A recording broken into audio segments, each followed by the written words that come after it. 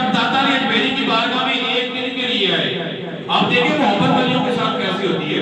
حضرت خواجہ غریب نواز اجمیر شریف سے ایک دن کے لیے داتا علی اجمیری کے روضے کی زیارت کرنے کے لیے آئے۔ جب روضے پر پہنچے، داتا علی اجمیری کی بارگاہ میں پہنچے، دل میں ایسی محبت ہوگی، وہ خواجہ ایک دن پر آنے والا 40 دن تک داتا سے فیض لیتا رہا۔ جب فیض مل گیا نا تو پھر حضرت خواجہ غریب نواز نے کہا تھا گنج بخشے فیض عالم، مظہر نور خدا، ناقصارہ پیر کامل، کامنارہ رہنما۔ آپ نے اس میں دو چیزوں کی وضاحت کی ہے، ایک گنج بخش اور دوسرا کہا فیض عالم۔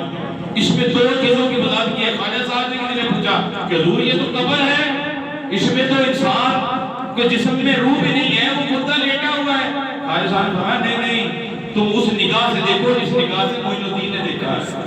حضور وہ نگاہ کون سی ہے؟ فرمایا قبر میں ہے لیکن اس کے پاس گنج ہے فیض کا، گنج بخش فیض عالم، اسے بخشش کا اس کے پاس گنج ہے۔ گنج کہتے ہیں بہت بڑا خزانہ ہے، اس کے پاس اتنا بڑا خزانہ ہے، اس کے پاس اتنا بڑا گنج ہے کہ انسان اگر اس کے پاس گناہوں بھرا آ جائے، داتا کی نگری میں آ جائے تو اس کے گناہوں کو معاف فرما دے، کیونکہ داتا کا لفظ جو ہے یہ صرف اللہ کا ہے، یہ اللہ کے لیے ہے۔ لیکن اللہ تبارک و تعالیٰ نے داتا کا لقب اس حضرت داتا حجویری کو دے دیا، اس حجویری کو دے دیا، اور اس حجویری کو یہ لقب داتا کا دے کر دنیا پر ثابت کر دیا کہ دنیا والوں اگر تم سے گناہ ہو جائے میرے پیارے بندوں پہ در پہ آ جاؤ، میں خدا تمہارے گناہوں کو معاف کروں گا۔ ایک ان کے پاس بخشش کا گنج ہے اور دوسرا فیض عالم، عالم کو فیض عطا کرتے ہیں۔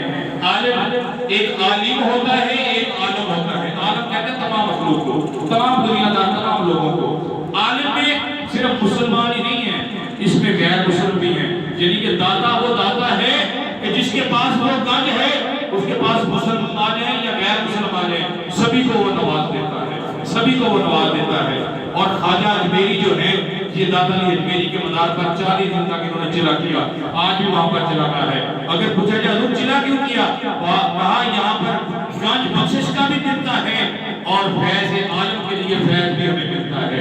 ہم یہاں پر ہیں تو میرے دادا نے مجھے یہ نوازا کہ میرے پاس اللہ کی وہ قدرتیں آ گئی، وہ رحمتیں آ گئی، میرے دادا نے مجھے نواز دیا۔ وہی مزار ہے جہاں پر بابا فرید بھی جا کے چلا کرتے رہے، دیگر اولیاء کرام وہاں پر جا کے چلا کرتے رہے۔ تو حضرات گرامی، ہمارے پاس اللہ کا یہ پیغام اللہ کا قرآن لے کر آیا، الا ان اولیاء اللہ لا خوف علیہم ولا هم يحزنون، کہ جو اللہ کے خاص پسندیدہ بندے ہوتے ہیں تو پھر وہی بات، ایک بندہ ہوتا ہے، ایک خاص بندہ ہوتا ہے، ایک بندہ ہوتا ہے، ایک خاص بندہ ہوتا ہے۔ دوسرے مقام پر اللہ کے ولیوں کے مزاروں پر جانا، جا کر وہاں پر اپنے گناہوں کی بخشش کروانا، یہ مقام ہمیں خاص بندے میں شامل کر دیتا ہے۔ اللہ کی بارگاہ میں دعا ہے اللہ تعالیٰ ہم سب اولیاء کرام کے ساتھ پکی سچی محبت نصیب فرمائے۔ واقعی الحمدللہ رب العالمین۔ سنتے رہو۔